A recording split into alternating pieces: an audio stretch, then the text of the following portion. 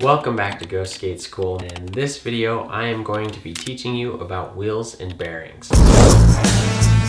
You might be asking yourself, what does it matter what kind of wheels and bearings I have? Well, believe it or not, the size and hardness of your wheels affects how your skateboard rolls, and the rating of your bearings affects how your skateboard rolls as well. Here are my top 5 tips for picking out wheels. First, decide what type of skateboarding you will be doing. If you're going to be street skating, you're going to want a smaller wheel. If you're going to be skating vert or transition, you're going to want a bigger wheel. If you plan on skating both, get a good medium-sized wheel. Second, skateboard wheels are measured in millimeters. All skateboard wheels are measured in millimeters. The smaller the number, the smaller the wheel. Smaller wheels are slower, bigger wheels are faster. 50 to 53 millimeter wheels are considered a small wheel. These small, slower wheels are perfect for small riders, skating street, skate parks, and bowls. This is the size I recommend for 12 and younger. 54 to 59 millimeter wheels is an average wheel size for beginners and bigger riders who like to skate street, parks, vert, and bowls. This is what I recommend for kids ages 13 and up. 60 millimeter wheels and up are common amongst longboarders and old school board. These wheels are pretty big and are typically found among vert skaters as well. That is because of the amount of speed that these wheels generate and how well they do on rough surfaces. Third, pick a wheel that does not flat spot. Skateboard wheels are most commonly made of polyurethane. It's a rubbery plastic-like substance that allows skateboards to roll smoothly. The hardness of the wheel affects the way the board rides. The size and hardness are a matter of personal preference and skating style. A good soft wheel is the 96A to the 99A. It's an all-around good wheel with a balance of speed and grip that makes it a good choice for beginners skating street, skate parks, ramps, and pools. A harder wheel is the 101A and up. They are a harder and faster wheel with the least amount of grip, so they are slicker on slick and rough surfaces. The best wheels for skating, in my opinion, are the wheels that don't flat spot. When your wheels don't roll smoothly because of flat spots, it can make it hard to keep up your speed and your balance. It is also very loud and is very annoying. There are lots of different companies to choose from when it comes to your skateboard wheels, but the two that I have grown to love and personally would recommend are Spitfire wheels and Bones wheels. With Spitfire, you're going to be getting a softer wheel, and if you like a harder wheel, I would go with Bones. Both of these wheel companies insure their wheels and will send you a new pair if they flat spot. It's also important to note that both wheel companies do make a softer wheel and a harder wheel, so don't be afraid to try whatever kind of brand you want. Find that what's going to work best for you. It all comes down to personal preference. Number 4, you can skate anything with any size wheel. When you first start skating, you will not notice a difference within your wheel size, but over time, having a certain wheel size will help you to perform your certain tricks depending on the style of skating that you choose. If you are going to be street skating, it is better to have smaller wheels because of how often you will be flipping your board around. If you are going to skate vert, bigger wheels are the way to go because they'll help you keep your speed, be able to get to the top of the ramp and catch air. If you want to skate both street and vert, I would recommend getting a wheel size between 53s to 55s. Having a good wheel size for your style of skating will help shorten your learning curve, but also comes down to personal preference. Number 5, alternate your wheels every new board. Skateboard wheels over time start to wear out. To help get the most life out of your wheels, I would recommend rotating your wheels every new board that you purchase, since you'll be replacing the deck more often than you will be replacing your skate wheels. That's my top 5 tips for picking out wheels and things that you should know. Now, let's move on to bearings. Bearings are what goes inside your wheel to make your skateboard roll. There are many different kinds of bearings with different kinds of speeds that again